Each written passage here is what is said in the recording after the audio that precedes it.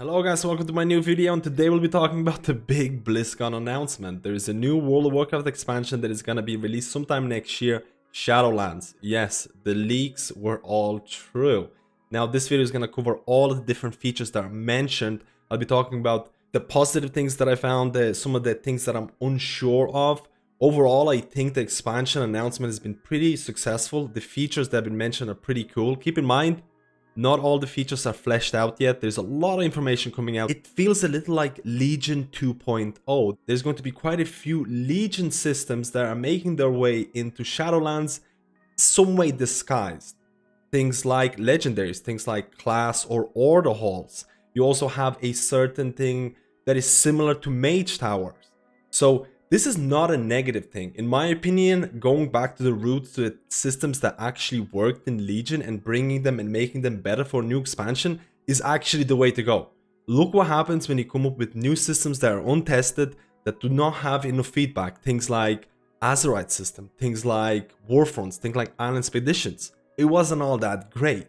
So I am all up for Blizzard taking systems that worked and making them work better in a new expansion. So keep that in mind. Legion 2.0 is actually a pretty good thing. So first of all, if you missed the actual trailers, if you missed the cinematics, Bolvar got defeated by Sylvanas. Sylvanas, you have to keep in mind, Sylvanas is like level 120, Bolvar is like level 80 or something. There is scaling issues, we all know about this. So Bolvar got wrecked, his bucket of domination got destroyed by Sylvanas, and all of a sudden all the Scourge and Undead are unleashed, they don't have a master. So now everyone travels to this, the dead land. And no, I'm not talking about this. I know you're familiar with it, but we're actually going to these kind of zones. And these zones are looking pretty nice. Again, the leaks were very, very true with certain zones. So one of the big features that we're going to be talking about, two big features. And that is Covenants, and there's also Torghast, the Tower of Damned. So first of all, Covenants. Covenants, to some example, if you played in BC, they're like Scryas and Aldor. During your initial playthrough, when you're level 50, did I say level 50? Yes, there is a level squish. So you will start the expansion at level 50, and the max level is going to be level 60. And with each level, you will get something. Blizzard wants to bring back some sort of a classic feel to, progressing your character, which is good. There's a lot of features that are coming out from Classic into this expansion. It almost feels like Legion Classic equals Shadowlands. So first of all, level 50, the first time you're going to play through the new expansion, each zone will have Covenant. And Covenant will give you two abilities. One active ability that is going to be class specific, and one that is kind of generic. And there's a lot of information about this already. If you can see the totem that's available for Shamans, somewhat of a utility ability. You can see a special ability for Mistweavers, it's to do Essence Font. And you get this with each zone. You're kind of provided with a taster to what each Covenant provides. Once you reach level 60, you have to choose which Covenant you want to go with, which ability fits you the best. So once you make that choice, you can still go back and make a different choice, but Blizzard said there is a cost attached to it. Probably gold, I don't know, there's no information about this. Why would you choose a certain Covenant? Because it has certain abilities attached to that Covenant, but it also has transmog or like cool transmog items, like insanely cool cloaks, like wings. How many of you are going to choose a Covenant because it gives you the best looking cloak and you're going to disregard the ability? I really want to know that. But Covenants, just like in BC, Aldor and Scryer, you kind of part of the family. You make this choice, you get the abilities, you get these cool transmogs. On top of that, you also have this new system called soulbinds. And soulbinds is kind of vague at this given point, but it feels like you can soul bind yourself to a certain NPC in the given Covenant and get a kind of a tree. Now, Blizzard mentions that soulbind is very similar, or they learned a lot of things from Heart of Azeroth and artifact weapons in Legion. And they kind of, like in my opinion, is going to be a tree, a passive tree that you can put, specific points into abilities or passive abilities. And how do you get points to put into these abilities? Through anima power or AP. Now keep in mind, Blizzard has mentioned that there is no AP grind, and anima power there is no endless source of grinding. They were very, very strict about this. They don't want AP grind to come back, which is a very, very good thing in my opinion. So anima power, again, There's not a lot of information about this. You can get animal power from certain aspects. I'm not 100% certain on what. And you can spend it on multiple different things. Now, there was an interview that Blizzard specifically mentioned.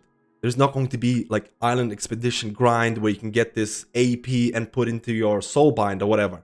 There's going to be a limit on it, or at least there won't be a specific grind. There's going to be multiple ways to get it and multiple ways to spend it. But we're not completely sure about how to do that. So soulbind is another thing that's attached to your covenant. So just a quick summary in case you're lost. 4 covenants. You choose one covenant, you get 2 active abilities. You also have soulbind. You choose NPC and you soulbind to them and you get a talent tree. You do things, you get anima power. You spend anima power on multiple different things that we don't know yet. Now, a second concept that I wanted to talk about, and that is a big unknown in my opinion, is Torghast, the Tower of the Damned. And this is, and I'm reading this right now, is repeatable, always changing content. So a lot of people have compared it to Mage Tower in Legion, and this is either solo or group content. And again, you might say, why do I want to do this? I don't care. I just want to do Mythic Plus, I want to do raids and things like that. This tower is going to give you legendaries, legendary weapons and armor, or at least it'll give you materials to craft legendaries. Legendaries are back. You'll be able to craft specific legendaries for any slot, or at least that's what they say. You'll be able to basically think of it this way. In Legion, let's say you had certain bracers that give you like, a certain ability. You can take that active ability and craft it on any piece. So it's kind of like a Mechagon punch card trinket that you can place in any slot. So by doing this Torghast Tower of the Damned, you're able to get these legendaries. We're not completely sure about how the tower works. You have to, or at least it feels like it's going to be incrementally more difficult to do certain things, and you'll be able to unlock abilities. And there's been a screenshot of some of the abilities to do with like permanent flame shock, fire elemental, and things like that. Now keep in mind, it feels like these specific abilities are only available for the tower itself. They won't be available outside of the tower. We're not 100% sure on this, but that's how I feel about it. I think it's only going to be available within this tower. Now, the thing that I fear about the most is how good this Tower of Torghast is going to be. Is it going to be something similar like Island Expeditions? Or is it going to be something like Mage Tower that gets harder and harder? Is it going to become a staple of World of Warcraft? All of a sudden you might be like, oh hey, I'm going to do Mythic Plus, or oh hey, I'm going to do raids. No, I want to do the tower. I want to push the tower. I want to see where I can go, build up, my legendaries and things like that. Get new abilities, and maybe Blizzard is putting a lot of faith into this, and I hope they get it right, because if it's going to become something like Island Expeditions again, where you're kind of forced to do it in order to progress your character, but the content itself doesn't feel great, I don't want it to happen. So a lot of faith into this. And in terms of smaller changes, and again, these are not smaller changes at all if you really think about it. First of all, in terms of Mythic Plus and in terms of new raids, there's going to be 8 new dungeons. There's going to be a new raid that looks kind of like Castlevania or like Vladimir from League of Legends, kind of type feely. And there's going to be 10 bosses. Weekly loot chest is going to have less RNG. You're going to be able to choose from 5 items and choose the best one that you want. You get to choose less RNG. And probably the most important one that I want to talk about is class design. Blizzard wants to step away from, or at least they want to step into class identity and step away from spec identity.